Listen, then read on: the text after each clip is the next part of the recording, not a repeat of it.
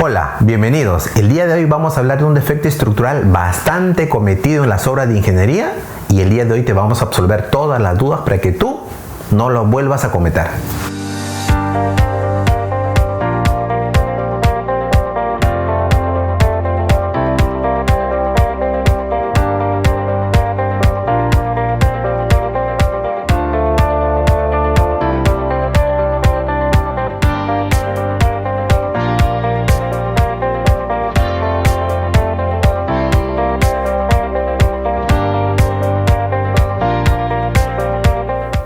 ¿Cuándo se presenta el defecto estructural de columna corta? Este defecto se va a presentar cuando se restrinja parcialmente el desplazamiento de una columna con un tabique y en la parte superior tenemos una ventana alta. Tabique de albañilería que restringe el movimiento de la columna y en la parte superior una ventana alta. Esta configuración es muy usual ¿dónde? En universidades y colegios.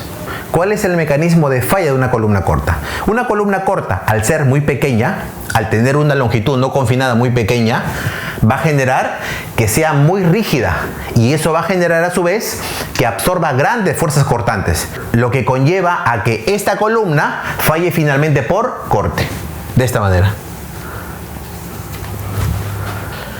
Si nosotros comparamos el comportamiento de una columna que tiene toda su longitud libre, o sea, sin confinamiento alguno en la parte lateral, y la comparamos contra una columna que está confinada, o sea, con una columna corta, el comportamiento será completamente diferente.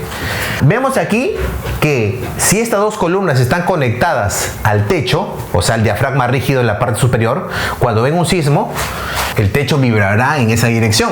Como los desplazamientos del techo van a transmitirse igual para cada elemento estructural, la deformación de esta columna será igual a la deformación lateral de esta columna corta. Pero ¿cuál es la diferencia?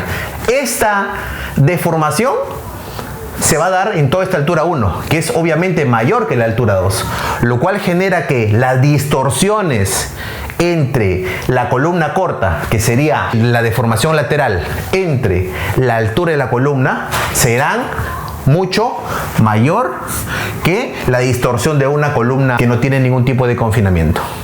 Si nosotros comparamos el comportamiento de una columna que no tiene ningún tipo de confinamiento lateral, como esta columna, la comparamos contra una columna corta que está confinada entre tabiques de albañilería, esto va a generar que cuando ven un sismo, el diafragma rígido que es el techo se va a desplazar lateralmente y va a aplicar deformaciones iguales para cada una de las columnas.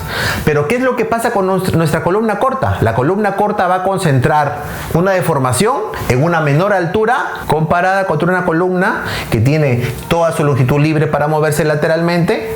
En este caso, esta deformación es absorbida en toda esta altura H1. Y en ese caso, toda esta deformación es absorbida en esta altura H2. La columna corta absorbe esta deformación en una menor altura comparada con esta columna. Y eso va a generar que esta columna falle por cortante, ¿no? Esta columna falla por corte. Al analizar estas curvas de fuerza cortante, desplazamiento para cada columna, en este caso en el primer gráfico tenemos el desplazamiento de una columna larga y en este caso tenemos el desplazamiento de una columna corta. Como podemos ver en el gráfico, en este punto tenemos aquí el punto de falla de la columna para estos dos casos, para cada caso. Y fácilmente podemos ver que para la columna corta, la deformación en la que falla es mucho menor que la deformación para una columna larga, con lo cual puedo concluir que una columna corta tiene un comportamiento frágil frente a una columna larga que tiene un comportamiento dúctil. ¿Cuál es la solución más eficiente para evitar el defecto estructural de columna corta? La solución más eficiente es aislar este tabique de albañilería de la estructura principal que viene a ser esta. Entonces, le colocamos aquí una junta sísmica aquí y una junta sísmica acá al lado del muro, de una junta de espesor mínimo de 3 centímetros para que cuando ven un sismo severo el tabique o muro de albañilería no interactúe con la estructura principal. Si esa junta no es lo suficientemente grande para evitar la interacción de esta estructura principal, esta columna, contra el tabique, indefectiblemente se formará la columna corta. La columna corta es un tipo de defecto estructural que tiene una falla frágil.